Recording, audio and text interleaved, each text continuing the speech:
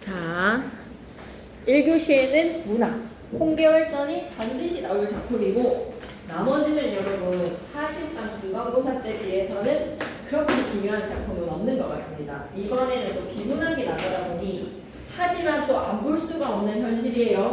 문제까지 오늘 다 나갈 거니까 문제도 문학 꼼꼼하게 다 보시고 현대소설도 풀고 현대시도 풀고 상한영혼을 위하여 이런 거는 좀 중요합니다. 영상에서 쌤이 중요한 점은 강조를 해놨으니 잘 영상을 꼭 들어 놓으시고 이제 질문 정리할 것들 해서 개별 시간을 좀 청해 주세요. 자, 그러면 문학은 일단 놔두기로 하고 2교시에는 자유주의 공화주의부터 1교시 친구들 부곡동 팀은 이제 파일로 쌤이 보낸 거를 잡고 영상 들으셔야 되겠습니다. 한번 시작해볼까요? 첫 번째 질문부터. 여기 자유주의와 공화주의. 첫 번째 질문에서 핵심 정리부터 한번 보고 가자. 근데 항상 한 지문은 빼주셨단 말이야. 근데 현재쌤은 또 얄짤없는 스타일이다 보니까 빠지는 거 없이 다 하실 것 같기도 하고 미리 끝내놓읍시다. 핵심 정리에서 시민의 개념을 먼저 살펴보고 자유주의가 무엇인지 핵심 특징을 살펴보자. 구성으로 봤을 때 첫 번째 문단 시민의 정의와 시민 개념의 역사적 흐름, 역사적 흐름의 윗줄 한번 꺼주시고요. 통시적 적고 가겠습니다. 시민의 개념이 어떻게 흘러왔는지 두 번째 장부터 먼저 보고 가실까? 두 번째 장 2페이지부터 펼쳐주세요. 2페이지부터 펼쳐주시고 핵심 정리 주제는 시민의 개념과 자유주의의 핵심 특징. 구성 첫 번째 문단 시민에 대한 정의를 내리자. 그리고 시민 개념의 역사적 흐름 핵심 정리로 내려오세요. 맨 밑에 핵심 정리. 둘 다 똑같은 거 줬어요. 한계월전 두 개 똑같은 거 줘버렸어요. 네, 그럼 바꿉시다. 독서 지문으로. 이쪽에 밑에 가의 파란색 핵심 정리 찾으셨죠? 거기에서 핵심 정리로 첫 번째 문단은 시민의 정의와 시민 개념의 역사적 흐름. 역사적 흐름에다가 밑줄 한번 꺼주시고 이 역사적 흐름을 뭐라고 바꿨으면 좋겠다. 역사적 흐름은 통시적이라고 적자. 통시적. 두 번째 문단에서 자유주의가 무엇인지에 대한 정의를 내리고 자연권을 나타낸다. 자연권이 뭔지. 세 번째 문단에서는 자유주의에서 개인의 권리와 의무, 동의의 중요성을 살펴보고 네 번째 문단에서는 소극적 자유란 무엇인지, 다섯 번째 문단에서는 적극적 자유란 무엇인지, 여섯 번째 문단에서는 자유주의가 현대 시민사회에 어떤 영향을 미쳤는지, 그리고 나지문으로 이어질 거거든. 그 다음 장 넘어가 보자. 가해 해제 먼저 읽을게. 가에서는 시민의 자유와 권리, 의무의 근거가 되는 대표적 사상인 자유주의가 주인공입니다. 자유주의가 중심하지. 자유주의 동그라미. 시민의 개념의 역사적 흐름을 언급한 뒤에 자유주의가 자연권 사상을 바탕으로 하며 개인의 자유와 권리를 중시하는 사상임을 설명한다. 어서오세요. 1교시에는 문학을 했기에 2교시에는 1교시는 영상용으로 이거는 이제 방금 시작했습니다. 3쪽을 보시면 돼요. 3쪽, 3페이지. 자유주의에 관해 설명하고 있다. 시민 개념의 역사적 흐름을 언급한 뒤 자유주의가 자연권 사상을 바탕으로 하여 개인의 자유와 권리를 중시하는 사상임을 설명한다. 또한 자유를 두 가지로 나눴어. 소극적 자유에다가 밑줄, 적극적 자유에다가 밑줄. 자유의 종류를 나누고 자유의 다양한 의미를 설명을 하며 자유주의가 현대 시민사회에 어떤 영향을 미쳤는지 정리해봅시다. 그리고 이제 나지문으로 이어갈 거거든요. 나지문에서는 공화주의 시민관 살펴보자. 공화주의의 시민관이 무엇인지, 그리고 공화주의의 개념, 자유주의랑은 어떤 차이가 있는지. 와, 우리 똑똑해지겠는데 이런 거 알게 되면. 시민적 공화주의가 어떤 특징을 지니는지 두 번째 문단에서. 그리고 세 번째 문단에서는 신로마 공화주의의 특징, 네 번째 문단에서는 신로마 공화주의의 기지배 자유의 개념, 다섯 번째 문단에서 공화주의가 현대사회에 미친 영향, 해제로 가보자. 나는 공화주의적 시민관과 자유 개념을 체계적으로 설명한다. 공화주의는 자유주의와는 다른 점을 체크해야 돼. 자유주의와 달리에다 가로로 묶으시고 시민의 권리는 자연적으로 주어진 것. 밑줄 그자. 시민의 권리는 자연적으로 주어진 것에다가 밑줄 끄시고 자유주의라고 적어줘. 시민의 권리가 자연적으로 주어진 것이다 라고 바라보는 거는 자유주의. 그게 아니라 시민들의 능동적이고 자발적인 참여로서 성취해야 하는 정치적 결과물이 자유다라고 바라보는, 시민의 권리다라고 바라보는 능동적 자발적에다가 밑줄, 성취 밑줄, 정치적 결과물에다가 밑줄. 우리 은호 서세요. 네, 여기 읽고 있습니다. 이제 딱 시작하는 단계거든요. 요거 받아가고, 이거는 1교시 문화, 영상, 이거는 집에 가서 들으실 때. 자, 계속 가보자. 자발적 참여로서 성취해야 하는 정치적 결과물 또한 아테네의 전통의 시민적 공화주의와 전통의 시민적 공화주의, 로마의 전통의 신로마 공화주의를 구분을 해서 각각의 특징과 정치 참여의 의미를 설명을 합니다. 굉장히 똑똑해질 것 같은 지문입니다. 시민적 공화주의는 정치 참여를 시민의 의무이자 자연의 실현으로 봅니다. 시민의 의무 밑줄 자유의 실현에다가 밑줄. 신로마 공화주의는 비질의 자유를 중시하죠. 공화주의는 민주주의 이상과 부합하여서 현대 사회에 영향을 미치고 있음을 정리를 합시다. 그럼 본문 내용부터 한번 꼼꼼하게 들어가 볼까요? 나올 것 같네요. 이 지문은 좀 나올 수 있는 성격인 것 같습니다. 딱 좋은 지문의 내용이네요. 자유주의와 공화주의, 시민이란 시민의 정의부터 파란색 글씨 밑줄 쭉 법에 보장된 일정한 권리와 의무를 지니 무조건적으로 권리만 지니는 것 아닙니다. 의무만 지니는 것도 아닙니다. 첫 번째 문장 권리 의무 밑줄 끄시고 자유롭고 평등하게 살아가는 사람이래. 자유평등의 밑줄도 꺼주세요. 키워드만 갖고 갑시다. 시민이란 하고 물어보면 뭐다? 권리, 의무, 자유평등.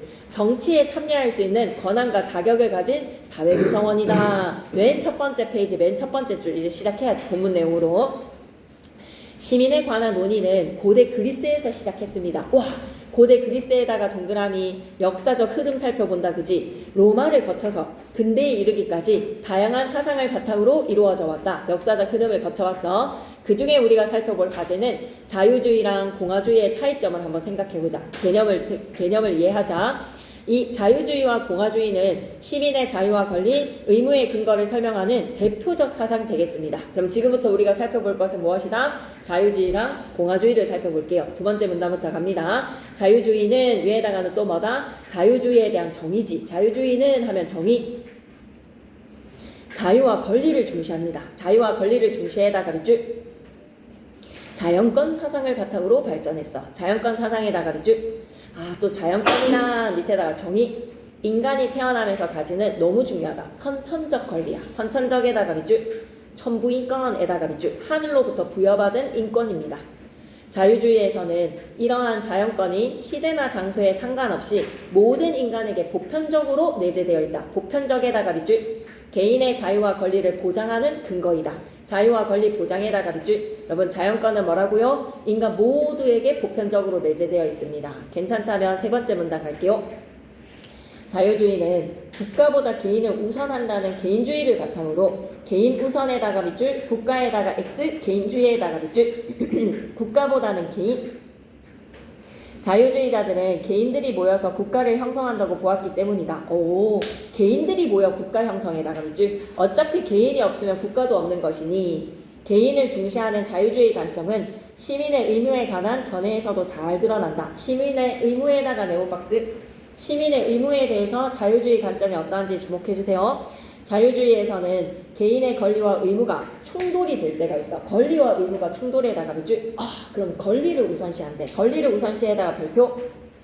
불가피하게 개인의 권리를 제약하거나 개인에게 어떤 의무를 부과하려면 반드시 시민들의 자발적 동의 하에 밑줄 그자. 자발적 동의에다가 밑줄. 권리와 의무가 충돌을 일으키면 권리를 우선시하자. 시민들이 지니는 권리부터. 네 번째 문단 갑니다. 자유주의자들은 소극적 자유를 중시했는데 소극적 자유에다가 밑줄. 개념 모르겠지? 집중해봐. 외부의 부당한 압력이나 압력 X, 강제에다가 X, 벗어난 상태니까 압력 X, 강제 X. 소극적 자유랑 적극적 자유의 개념 나옵니다. 이러한 소극적 자유는 국가와 타인에게 구속당하지 않고 구속에다가 X, 행동할 수 있는 사적 영역을 보장합시다. 사적 영역 보장에도 밑줄. 간섭이 없는 상태인 방임으로서의 자유. 간섭에다가 X, 방임으로서의 자유에다가 밑줄. 간섭이 없는 방임의 자유. 뭐라고? 소극적 자유. 한편에다가 세모. 전환하자. 일부 자유주의 사상가들은 소극적 자유주의와 함께 적극적 자유도 주장했습니다. 적극적 자유란 정의 또 내리죠. 자신의 의지에 따라. 의지에다가 밑줄. 스스로가 원하는 삶을 능동적으로 실현할 수 있는 자유. 능동적 밑줄 실현. 외부 간섭의 부재에 만족하지 맙시다. 외부의 간섭이 없다는 것은 소극적 자유. 외부적 간섭의 부재에다가 밑줄 끄시고 소극적 자유라고 적어봐봐. 외부 간섭의 부재에다가 밑줄 끄시고 소극적 자유라고 적고 그것이 끝났다라고 생각하지 말자. 가치 있는 삶과 자기 실현으로 나아가자. 가치 있는 삶에다가 밑줄 밑에다 적극 자기 실현에다가 밑줄 적극 자율적 삶을 중시에다가 밑줄 그게 바로 적극적 자유를 지지한 사상가들은 대체로 개인의 지적, 신체적, 사회적 능력의 신장을 위한 국가의 개입이 정당하다. 물결 표시 준비됐어요. 국가의 개입이 정당에다가 물결 표시 적극적 자유. 좀 전에 소극적 자유는 어때? 방임이었어.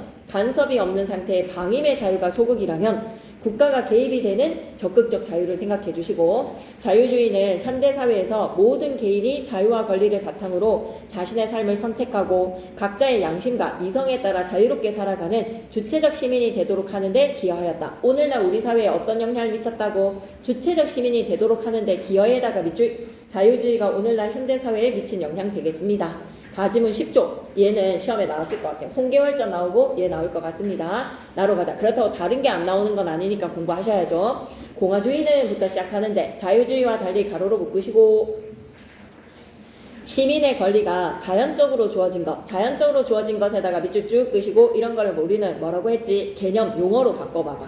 선천적인 권리 뭐라고 부른다? 자연권이라고 적자. 자연적으로 주어진 것 위에다 자연권. 자연권이 아니라 자유주의가 주장한 거지. 공화주의에서는 이 시민의 권리가 능동적 자발적인 참여로서 성취해야 하는 정치적 결과물이라고 주장을 해. 밑줄 그자. 능동적 밑줄, 자발적 밑줄, 성취해야 하는 정치적 결과물에다가 밑줄. 공동체의 의무랑 결합되어서 말이야. 의무와 결합에다가 밑줄. 또한 자유를 중요한 가치로 삼지만 개인의 우선성을 강조했던 자유주의에 비해서 개인의 우선성에다가 밑줄 밑에다 국가보다 개인이라고 적자. 국가보다 개인. 국가보다 개인이라고 강조했던 거는 자유주의야. 가로로 묶어 놓을래? 개인의 우선성을 강조했던 자유주의에 비해다가 가로로 이렇게 묶어주자. 가로로 묶어서 개인의 우선성을 강조했던 자유주의는 국가보다 개인이라고 외쳤어. 그것에 비해서 공익을 위해서 개인을 약간 희생한다라고 할까? 자유를 제한하는 거야. 밑줄 그자. 공익을 위해 개인의 자유 제한에다가 밑줄 공익을 위해서라면.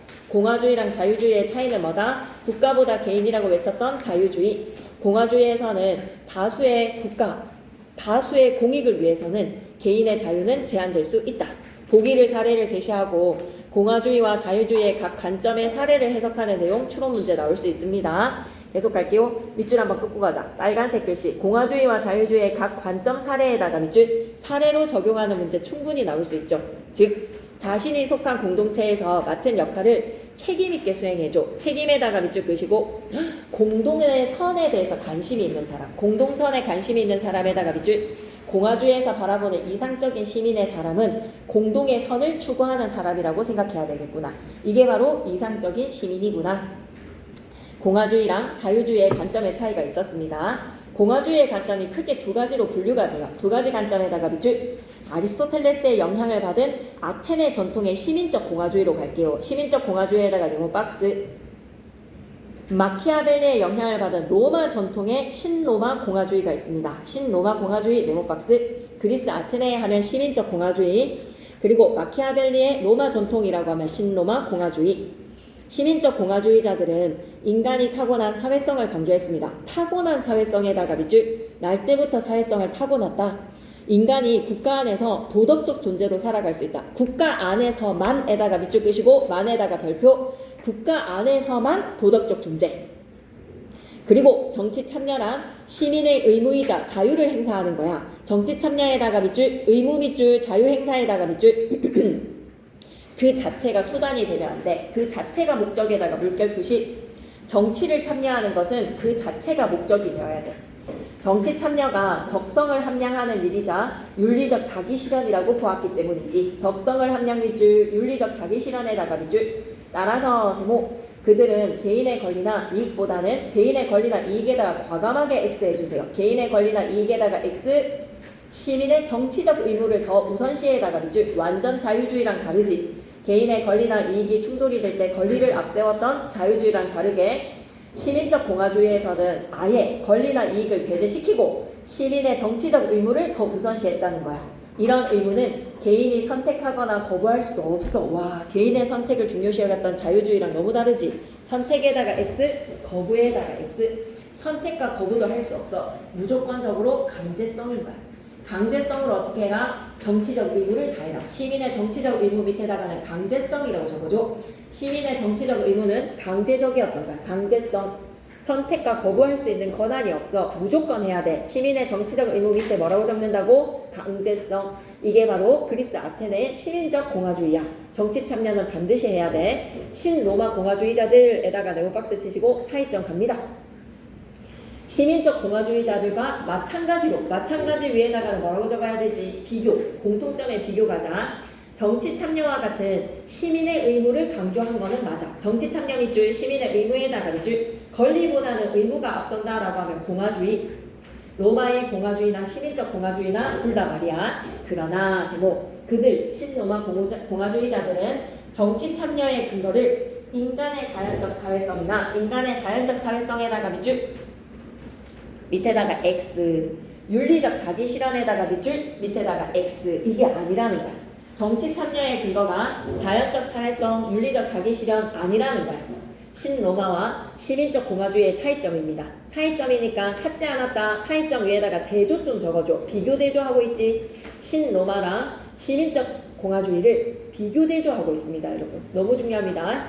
그들에 따르면 로마 공화주의자들에 따르면 정치 참여는 그 자체로 목적이 아니라 그 자체로 목적에다가 밑줄 끄시고 밑에다가 시민적 공화주의라고 적자. 정치 참여가 그 자체로 목적이라고 외쳤던 사람은 누구다? 그 자체로 목적 밑에는 시민적 공화주의라고 적자. 시민적 공화주의가 아니라 외세와 폭정으로부터 시민의 자유를 지키기 위한 수단이라는 거야. 정치 참여를 목적으로 바라본 거는 시민적 공화주의. 수단이다라고 바라본 것은 신로마 공화주의. 밑줄 끌게. 외세와 폭정에다가 밑줄 시민의 자유를 지키기 위한 수단에다가 밑줄. 그 수단이 바로 뭐다? 정치 참여.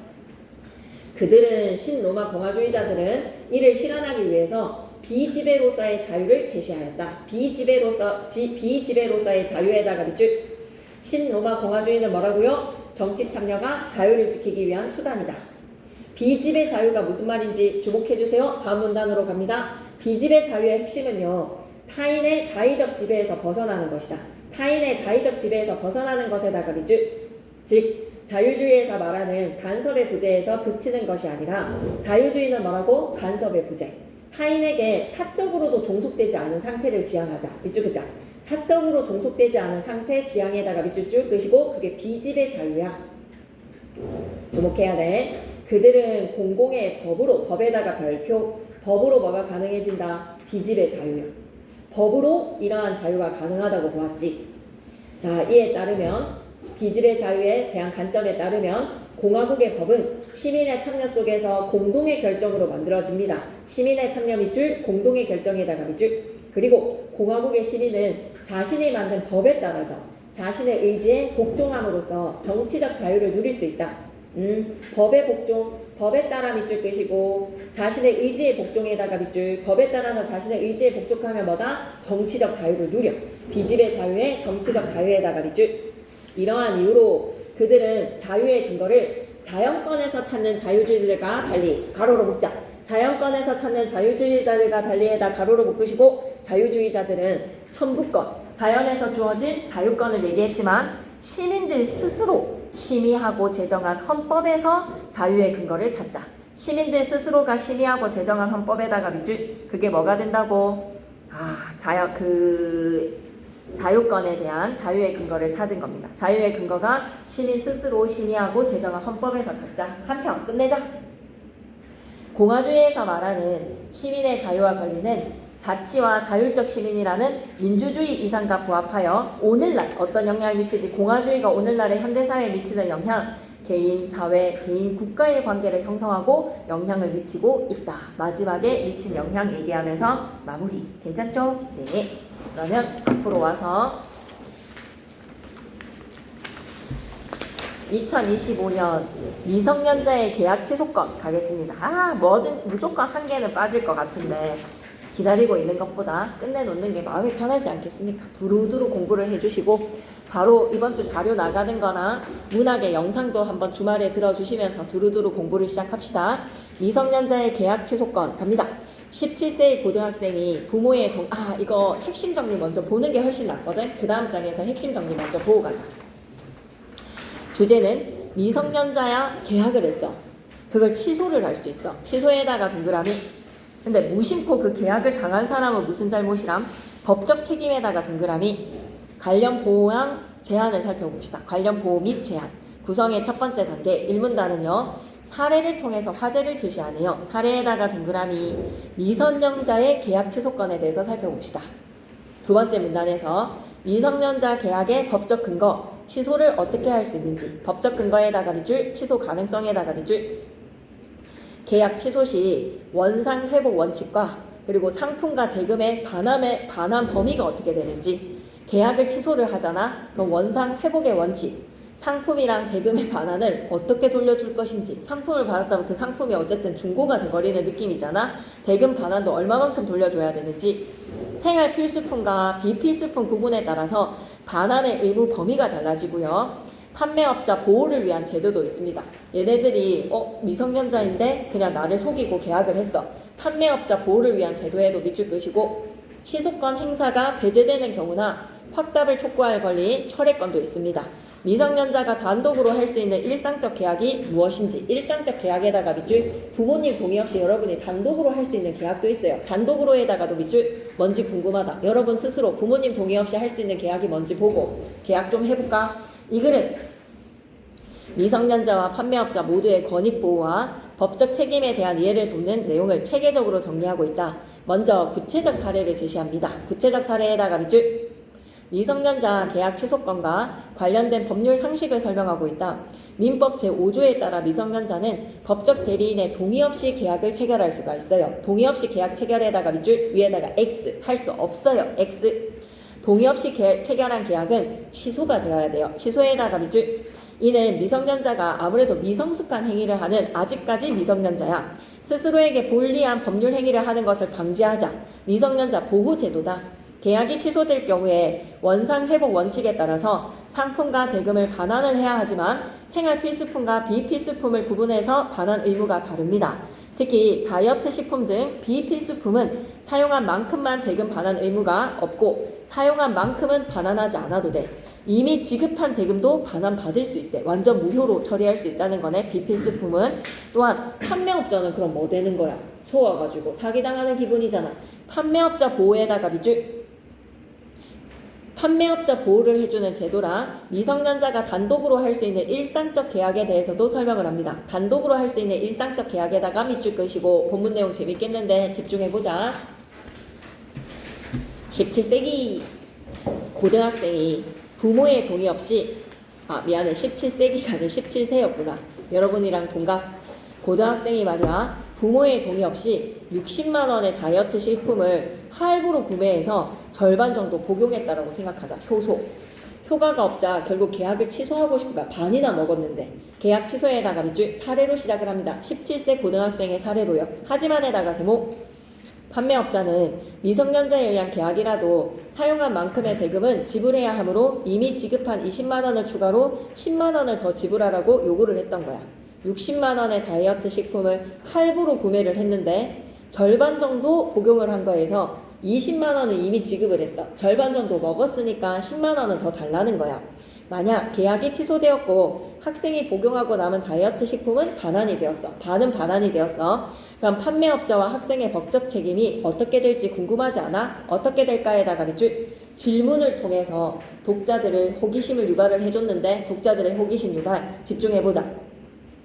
최근 10대들이 상품 구매력이 갈수록 높아지고 있는 현상과 맞물려서 부모 동의 없이 행한 미성년자의 계약 취소에 대한 분쟁이 끊이지 않고 있습니다. 민법 제5조에 의하면 구체적인 근거를 가져오자 19세 미만의 미성년자는 원칙적으로 부모와 같은 법적 대리인의 동의가 없으면 계약 등의 법률 행위를 할 수 없으며 만약 동의 없이 계약을 했다면 체결한 계약은 일단 유효하지만 밑줄 그자 동의 없이 계약에다가 밑줄 계약은 일단 유효에다가 밑줄 무조건 무효가 되지는 않아. 일단 유효에다가 밑줄 법적으로 정해진 해약기간이 지나버렸어. 해약기간이 지났더라도에다가 밑줄 한번 꺼주시고 별표. 해약을 할 수 있는 기간이 지났다. 그렇지만 법적 대리인은 상품을 계약한 미성년자의 동의 없이 계약을 취소할 수 있어. 여기에서 법적 대리인은 누굴까? 부모님. 부모님이 미성년자가 엄마 나 이 계약 유지하고 싶어요 라고 해도 그냥 엄마가 나서서 계약을 취소할 수 있다라는 거야. 미성년자 계약 취소권과 관련된 법률 상식, 해약 기간이 지나도 부모님이 자식의 동의 없이, 자녀의 동의 없이 취소할 수 있습니다. 이는 미성년자가 성인과 다른 점이 어때요? 사회적인 경험과 지식, 판단 능력이 부족하기 때문에 자신의 미성숙한 행위로 스스로에게 불리한 법률 행위를 하는 것을 방지함으로써 미성년자를 보호해줘야지. 그래서 해약 기간이 지나도 취소할 수 있어. 미성년자를 보호해다가 밑줄 법적 근거 민법 제5조 갖고 왔습니다. 취소 가능성. 세 번째 문단 갈게요. 문제는 앞서 든 사례와 같이 구매한 물건을 반이나 복용을 했어. 사용을 하다가 중도에 취소를 하는 경우잖아. 중도 취소에다가 밑줄 이때는 어떻게 해야 될까? 일반적으로 계약을 취소한다는 것은 계약 이전의 상태로 원상 회복하고 싶다는 거지. 원상 회복에다가 밑줄 20만원 지불을 했는데 그 20만원 마저도 돌려받고 싶은 건가? 즉 처음부터 계약을 맺지 않았던 것이 되기 때문에 판매업자는 이미 받은 대금을 반환을 하고 판매업자는 돈 20만원을 돌려주고 미성년자에게 상품을 구매했던 미성년자는 그 상품을 반환해야지. 이미 먹고 없는데. 계약 취소 시에서는 원상 회복, 원래대로의 상태로 돌아갑시다. 원상 회복의 원칙에다가 밑줄 이때 상품을 이미 사용을 해버렸어. 이미 사용에다가 밑줄 그러면 이 약을 먹은 만큼은 금액을 반환을 해야 돼.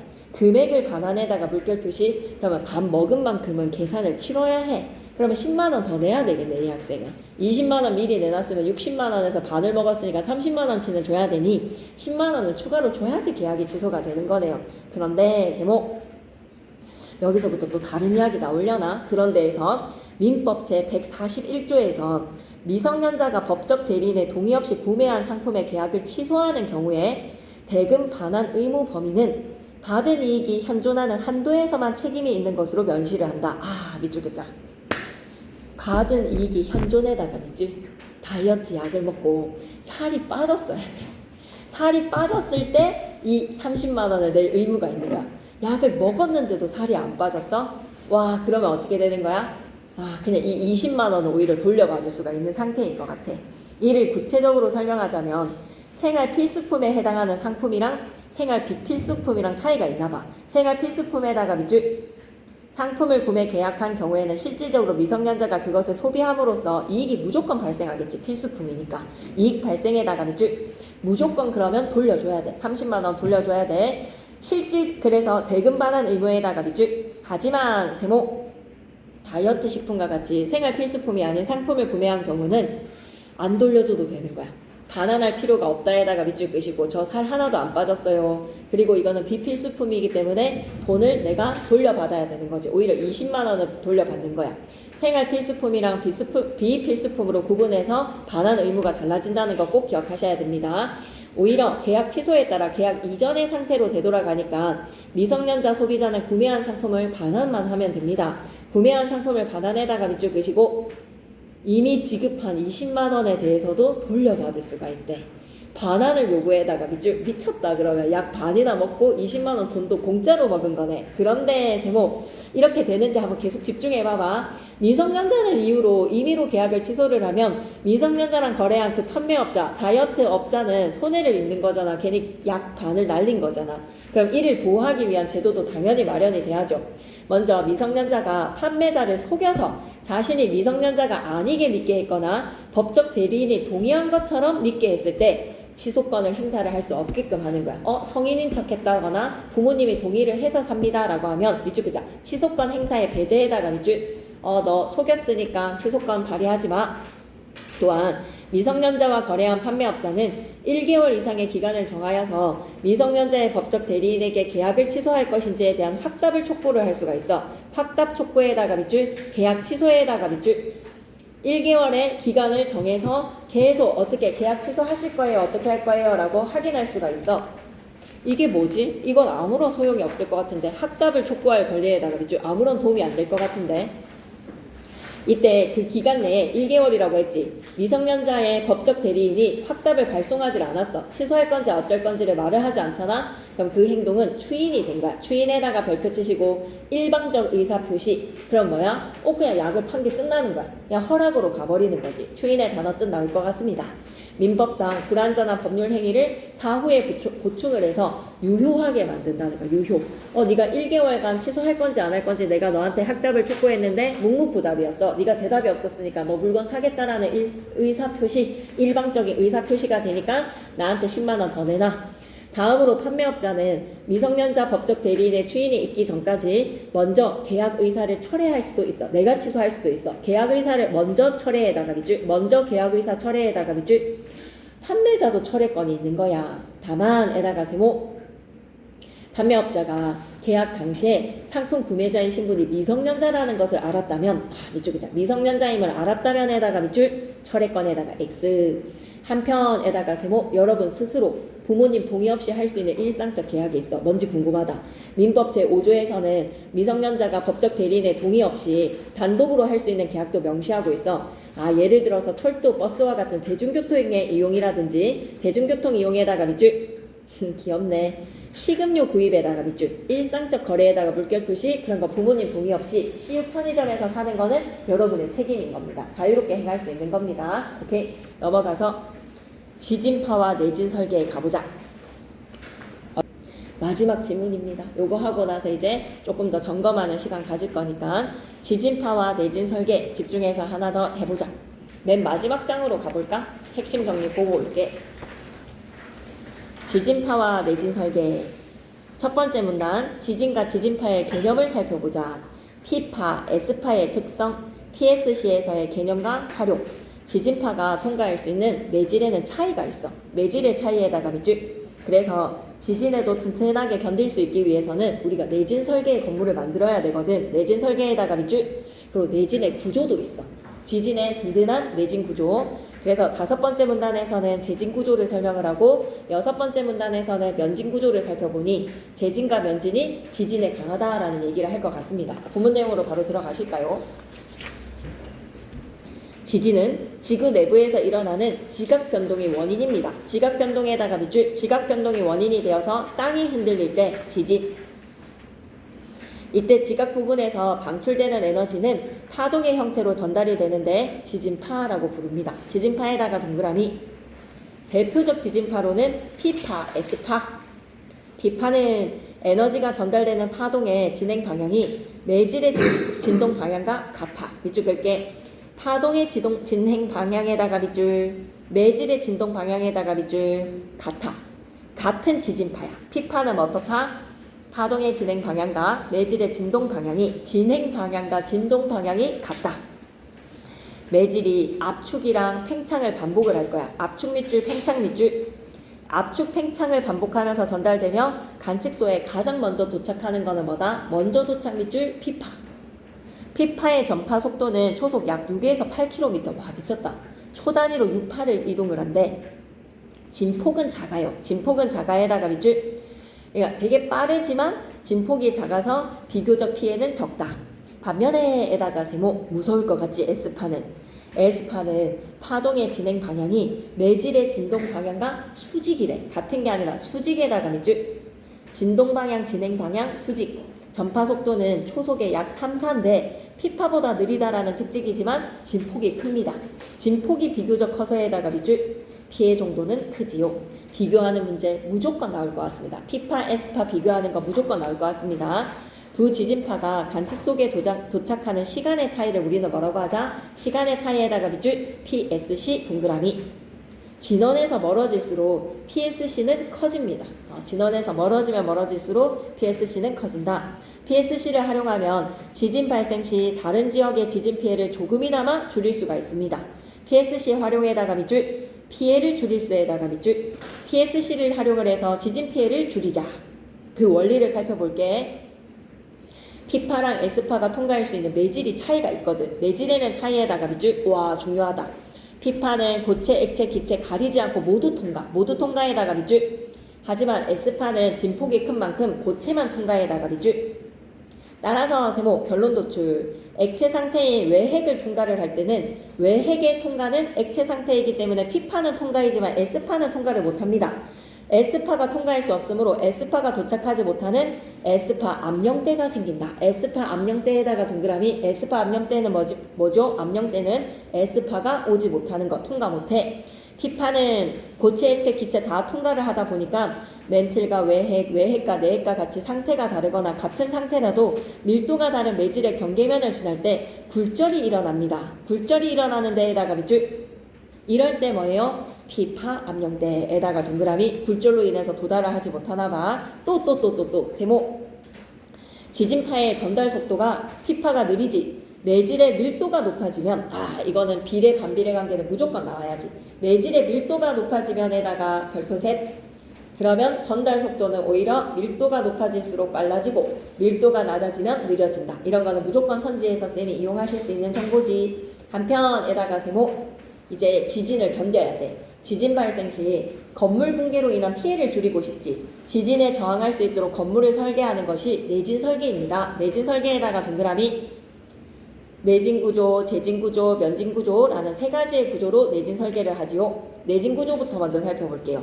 강한 지진파에다가 밑줄. S파와 같은 강한 지진파에도 건축물이 붕괴되지 않게 철근 콘크리트를 보강합시다. 철근 콘크리트 보강에다가 밑줄. 많이 쓰는 거야.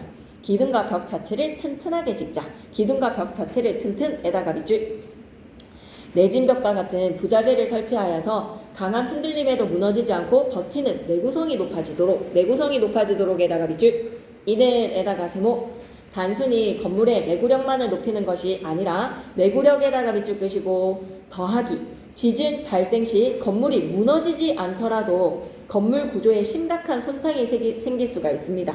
미안해 쌤이 더하기를 취소해야 되겠네. 단순히 건물의 내구력만 높였기 때문에 무너지지는 않았지만 그 속에 구조에 심각한 손상이 입어. 한번 지진을 겪고 나면 이쪽에다 건물 구조에 심각한 손상에다가 밑줄 한번 겪게 되면 이에 비해 에다가 세모. 재진 구조로 갈게. 재진 장치가 땅으로부터 건물에 전달되는 진동을 감지를 하고 건물의 흔들림 방향과 반대 방향으로 건물을 지지를 해서 건물의 붕괴를 막는 구조가 되는 거야. 반대 방향으로 건물 지지에다가 밑줄. 오른쪽으로 팡 충격이 오면 왼쪽으로도 지지해주면서 버티게 만드는 거야. 철제빈과 같은 장치로 건물의 X자 등의 재진 장치를 보강을 하자. X자 등의 재진 장치를 보강에다가 밑줄. 건물 전체 보호에다가 밑줄 한번 꺼주세요. 현재 대부분의 고층 건물이 다 무슨 방식입니까? 재진 구조입니다. 반대 방향으로 지지를 해주는 거. 오른쪽에 충격을 받았으면 내가 넘어질 때를 딱 받쳐주는 거. 왼쪽 방향으로 받쳐주기. 내진 구조에 비해서는 장점이 뭐다? 구조에 심각한 손상을 입지 않은 더 안전하다라고 볼 수 있습니다. 더 안전에다가 밑줄. 앞선 두 구조가 건물의 지진력에 버티는 데 초점을 두었다면 버티는 데 초점에다가 밑줄 끄시고 재진이랑 내진은 버티는 데 초점이야. 면진 구조는 차이점이 뭘까? 지진력 자체를 없애는 거야. 상쇄시켜 버리는 거야. 줄이는 거구나. 줄이는 데 중점에다가 밑줄.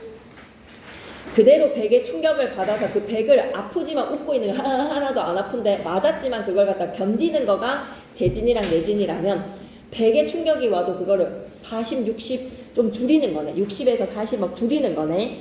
파동의 에너지는 주기가 짧을수록 큽니다. 이쪽이자 파동의 에너지는 주기가 짧으면 짧을수록 충격이 크다.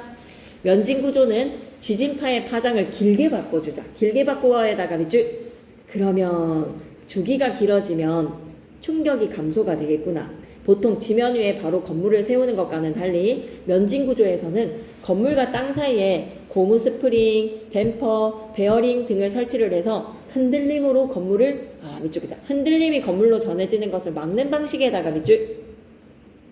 지면이랑 떨어뜨려 놓는 거야. 진동이 줄어들어 전달되기 때문에 아주 강한 지진이 일어나더라도 건물 내부에 있는 구조물이 쓰러지지 않기 때문에 지진에 대비할 수 있는 효과적인 공법입니다. 효과적 공법에다가 밑줄. 그냥 이렇게 얘기하면서 끝. 네, 일단은 오늘은 이렇게까지 나가는데요.